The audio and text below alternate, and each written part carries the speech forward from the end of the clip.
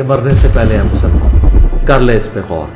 کتابوں کا خدا اور ہے، بابوں کا خدا اور. کہنے کو تو تھی سب کا اسلام ہے، لیکن کتابوں کا جہاں اور ہے، بابوں کا جہاں اور.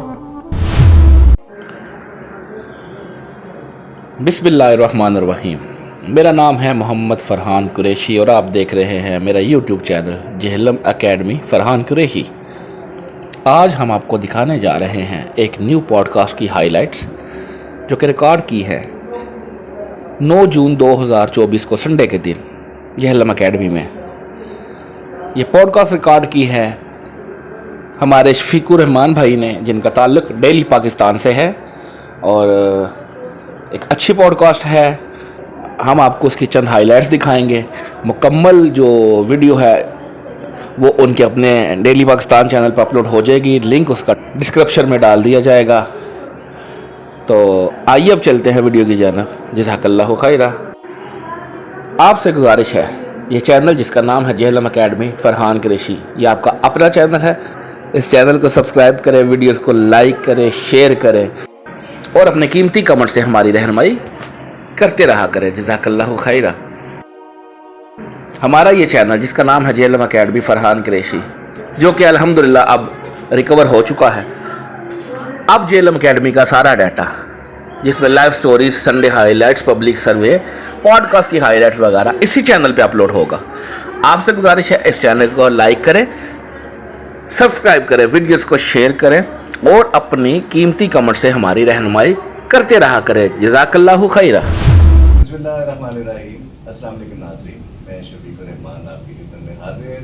آج میں پہنچا ہوں جہلم میں جناب محترم محمد علی مرزا صاحب کے پاس کچھ سوالات لے کر. ان کے جوابات سے متفق ہونا نہ ہونا یہ آپ کا ثوابدید ہے، آپ کا حق ہے.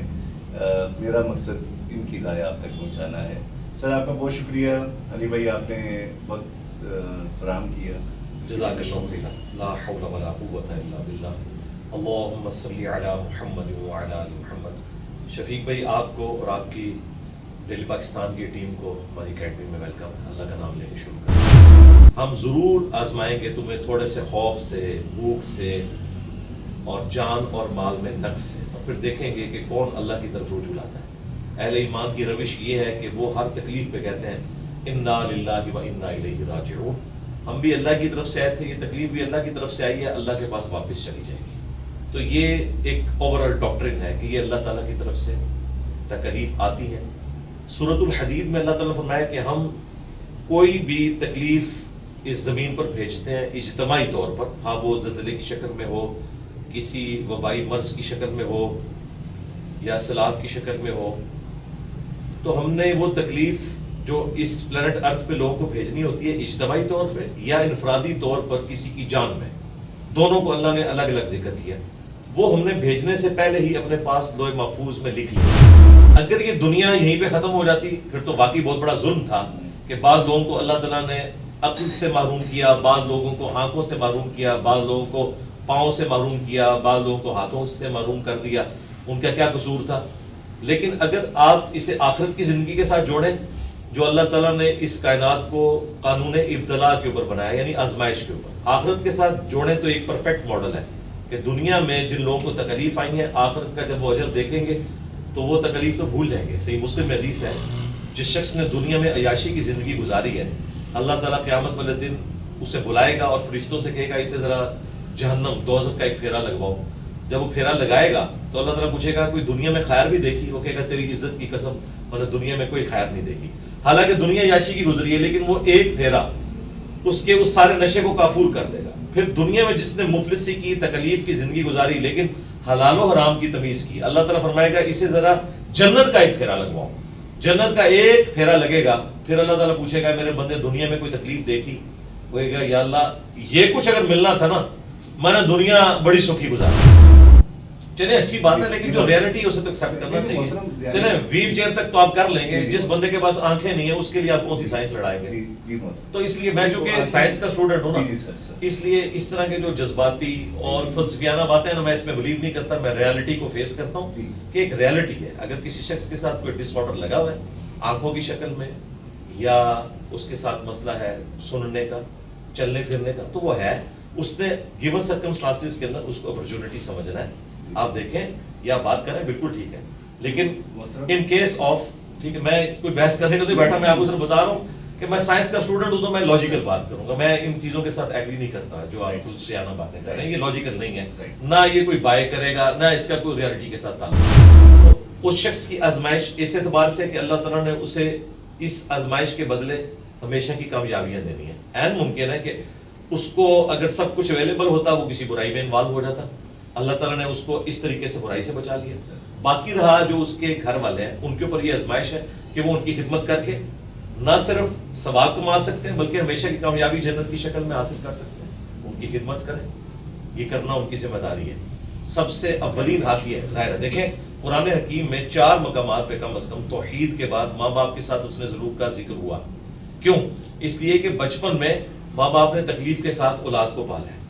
بڑھاپے میں پہنچ جائیں تو فرمایا اف تک نہیں کہنا، ان کے سامنے عاجزی کے ساتھ کندھے جھکا کے رکھنے. کیوں؟ اللہ تعالیٰ کو پتا تھا جب بڑھاپے میں انسان چلا جاتا ہے پھر اسے اپنی جو ینگ اولاد ہے اس کی ضرورت پڑتی ہے کہ جس طریقے سے بچپن میں انہوں نے اسے اکوموڈیٹ کیا تھا، اب بڑھاپے میں جب کہ اس پہ کمزوری آ چکی ہے اس کی اولاد اسے اکوموڈیٹ کرتی ہے. الہامی قوانین کے بعد سب سے بڑا کوئی قانون انسان بنا سکتا ہے وہ ٹریفک قوانین ہے، اگر آپ انہیں فالو کریں.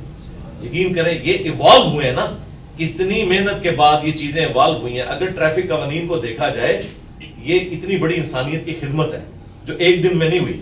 ظاہر انسان نے سیکھا پھر اسے ایوالو کرتے کرتے یہاں تک لے کے آئے.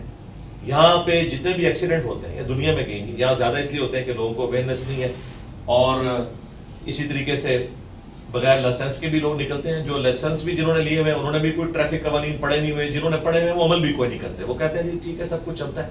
اس لیے کوشش کرنی چاہیے خود تو عمل کریں، آپ اپنی اولاد کی بھی تربیت کریں، انہیں بتائیں کہ یار ٹریفک قانون کو فالو کرنا یہ آپ کی اپنی زندگی کے لیے ضروری ہے. دیکھیں جو اللہ تعالیٰ نے حدود بیان کی ہیں وہ بڑی بڑی سزائیں جو بیان کر دی ہیں مختلف جرائم کے اوپر، ان کو حدود اللہ کہا جاتا ہے. اس کے بعد قاضی کے اوپر چھوڑا ہے، تعزیراً سزا کوئی بھی دی جا سکتی ہے. مثلا گورنمنٹ یہ سزا دے سکتی ہے کہ جو شخص اس طریقے سے ٹریفک قانون توڑتا ہے اسے 1 ہفتے کے لیے قید میں ڈال دیا جائے. یا کوئی شخص کالج کے باہر لڑکیوں کو چھیڑتا ہے اسی کالج کے باہر ایک پنجرے میں اسے قید کر دیا جائے گا، جس طرح انڈیا کی ایک عدالت نے فیصلہ کیا تھا. تو اس قسم کی کوئی جو اس معاشرے میں آپ بہتر سمجھتے ہیں کوئی پرماننٹلی ڈس آرڈر کسی کے ساتھ نہ کرے، اس کی اصلاح کے لیے کوئی سزا اس کے اوپر کی جا سکتی ہے، اور وہ بھی پرسن ٹو پرسن ویری کرے گی. یہ نہ ہو کہ وہ کسی اور ذہنی کیفیت میں چلا جائے، کوئی خودکشی نہ کر لے. بعض لوگ ایسے بھی ہوتے ہیں، وہ بندوں کو دیکھ کے اس اعتبار سے قاضی فیصلہ کرے.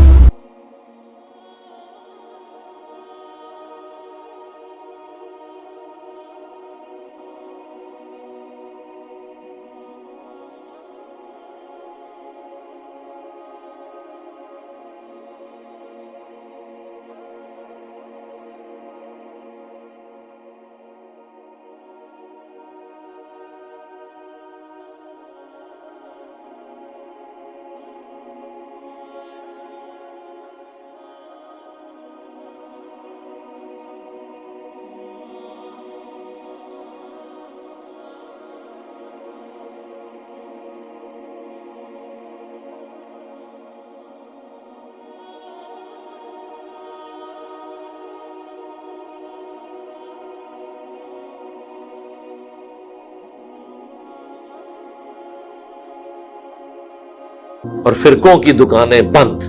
The damage has been done.